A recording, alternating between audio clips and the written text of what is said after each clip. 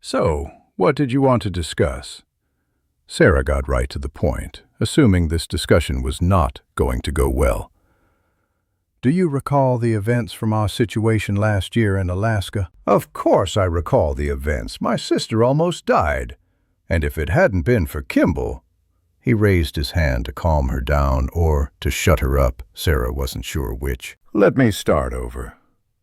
I am not here to give you a hard time, detective. I am here to ask for your help. Sara raised an eyebrow and looked him over.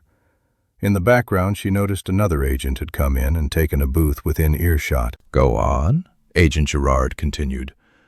We have a loose end to wrap up, and since you are familiar with former Deputy Kimball, we thought you would be the perfect person for the job. Sara realized all her communication with Kimball must have raised an even bigger flag than she expected. Her heart was racing in her chest. Here it comes. He's going to tell me to turn on Kimball. Agent Girard, that man saved my sister's life. Nothing you say is going to make me abandon him.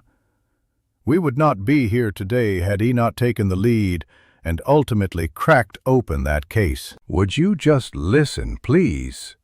He shook his head in frustration. All I need you to do is get him talking about Lee. Lee had a bigger part to play in that case than Kimball did, and he's still out there. We need to track him down and bring him in. We are hearing from certain people in the Chicago field office that he's now involved in trafficking kids. She could see the other agents writing notes and pretending not to listen to their conversation. He was definitely documenting everything they said. Sara's seat crackled as she sat back in the booth.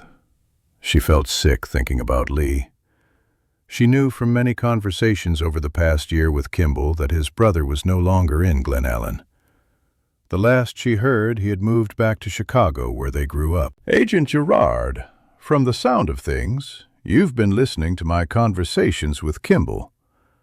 You do realize he has no way of knowing exactly where his brother is, right?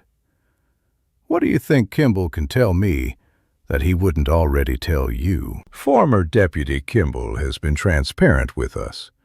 We just need you to get him talking freely. Lee is his brother, and we are not entirely sure we know everything there is to know. The two of you seem to have a good rapport, and he may know something that he doesn't even know he knows. Sara thought a moment, picking her words carefully because everything she was saying was still being documented by the not-so-secret agent at the next table over. Agent Girard, maybe we can work something out.